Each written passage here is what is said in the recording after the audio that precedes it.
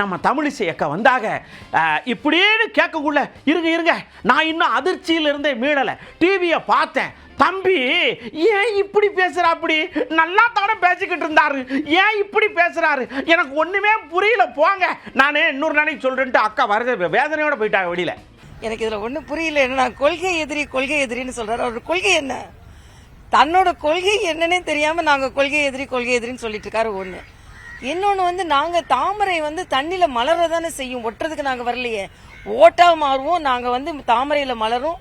அதனால தாமரை தண்ணீர் மலர வைக்கிறதான்னு சொல்லி ஒட்டுறதுக்கு இல்ல. இல்ல ஏதோ தம்பி பேசணும்னு பேசுறாரு. சரி, கொஞ்சம் திடீர்னு சத்தம் போட்டு பேசுறாரு. சரி, கொஞ்ச நாள் பேசட்டும். இந்த கூட்டம் நான் ஏற்கனவே சொன்னோம், கூட்டம் ஓட்டா மாறுமா மாறாதான்னு. அது ஓட்டா மாறும்னு சொல்றாரு. கொள்கை என்ன, எந்த மாதிரி வழி நடத்த போறாங்க? ஒட்டுமொத்தமா எல்லார் பேரையும் நாங்க விவசாயிகளுக்கு, நாங்க நெசவாளர்களுக்கு அதை செய்வோம். கச்சத்தீவை பொறுத்த மட்டும் அது ஒரு பெரிய, நாங்களே சொல்றோம், அதை ஏன் தாரவாத்தீங்க? தாரவாத்தது காங்கிரஸும் திமுகவும். அதை என்னென்ன முயற்சி செய்ய முடியுமோ நாம முயற்சி செய்வோம். அதுல எந்த மாற்று கருத்தும் இல்ல. ஆனா எதுக்கு எடுத்துக்கொண்டு வந்த நல்ல திட்டங்களை பத்தி என்ன சொல்றாரு? இன்னைக்கு ஆபரேஷன் சிந்தூர் அப்படின்னு சொல்லி தீவிரவாதிகளை ஒழித்து கட்டியிருக்கிறார்களே, நம்ம நாட்டு மக்களை பாதுகாத்து இருக்கிறாங்களே, அதை என்ன சொல்றது?